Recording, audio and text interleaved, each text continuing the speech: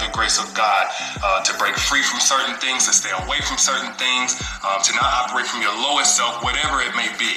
So, when I looked in the comments of this video, I don't know if old boy was trolling or not, but he said, D, I think I want to see a reaction to this video.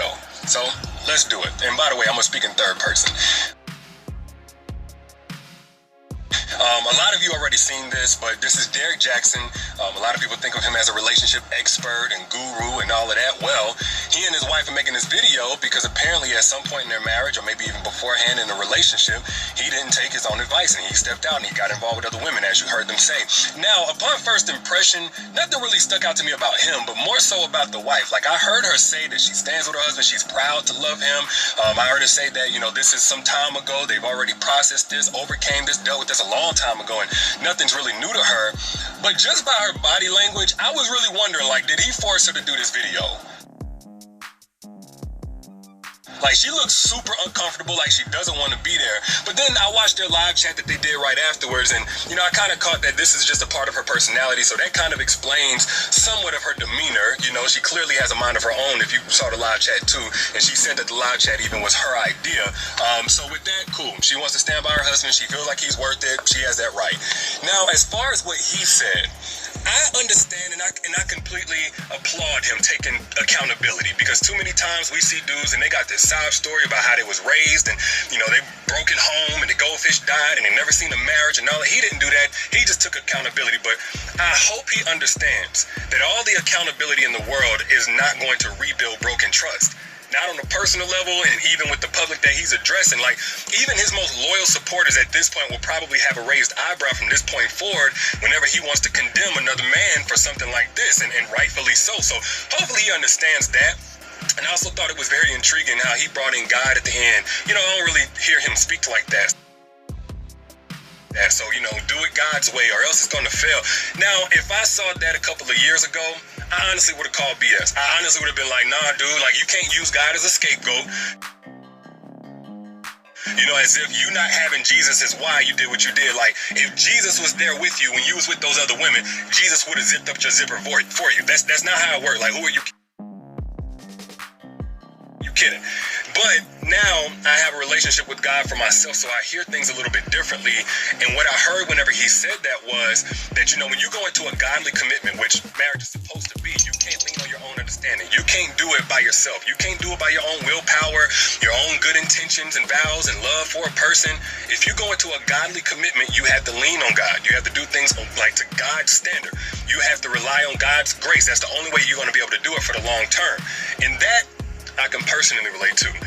Now, regardless, whether you like them, love them, or hate them, I think this is a great example as to why we don't need to be putting anybody on the pedestal.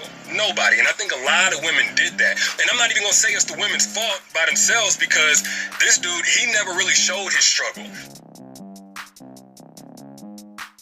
You know, we understand, oh, we're all humans and we all make mistakes, but he never showed those mistakes, not for real. I think he wrote about it or something like that. But he never showed that side, so it's not really all on the women. But I've seen a lot of women put this dude on the pedestal to the point of idealizing him and even comparing their man to him. Like, they'll compare their man's good, bad, and ugly whole story to Derrick Jaxn's snippet. You know, which is, of course, a standard nobody can meet consistently. That's like a dude taking a picture of another woman who's in shape and she got a 4-pack and, you know, she just beautiful and all of that stuff and her body's just super tight, and him comparing his woman to that woman because his woman got a couple extra pounds from having a baby. Meanwhile, he don't know that woman in the picture may not even be able to have children. She may be struggling with that and coping with it by working out 2-3 times a day. She may have an unhealthy body image, and that's why she works out obsessively and consistently and looks so good. Like, you don't know. You know what I'm saying? So I don't think it's healthy. I don't think it's wise to ever idealize somebody or compare them. Like, not only because somebody can be living a double life, which I don't think is quite the case here. According to his wife, behind the scenes, without anybody knowing, and of course this part ain't gonna blow up, but he's been putting in the work to kind of reconstruct where that all had been broken since last year. So I don't think it's a double life thing, but you don't know what struggle somebody has behind the scenes. You don't know their shortcomings. You don't know where they're falling short. So it's just not wise to compare, you know, on any level. Nonetheless, I know some people will see this type of video, even though he's come forward and he's been completely honest. Some people are just going to close the book on D. Some people are going to close the book on this dude and say, you know what? I'm done with you. Cancel culture, come here. I'm more so on the side of his wife.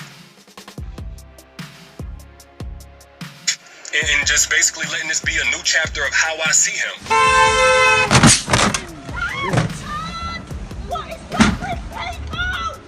Because I do believe that his content over the years has helped a tremendous amount of people. You know, he tells the truth. He speaks facts. And quite honestly, I'm going to be real with y'all, I've needed several new chapters in my own life. Lord knows. And I'm not ashamed to say it, but I'm no guru. Those are just my thoughts. Y'all let me know what you think down in the comments. And by the way, he has a book detailing how he and his wife overcame all of this in their private lives a long time ago, matter of fact. It's called Heal Together Without Hurting Each Other. So if you're in a situation like this, you want to let God in to totally restore it better than new, click the link down in the bio or up in the bio in the caption. I got a 50% off deal for you guys who are watching this video.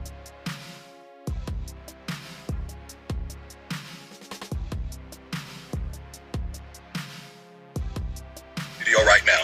But yeah, let me know what you think down in the comments. I'll holler at y'all later. Y'all be good. Peace.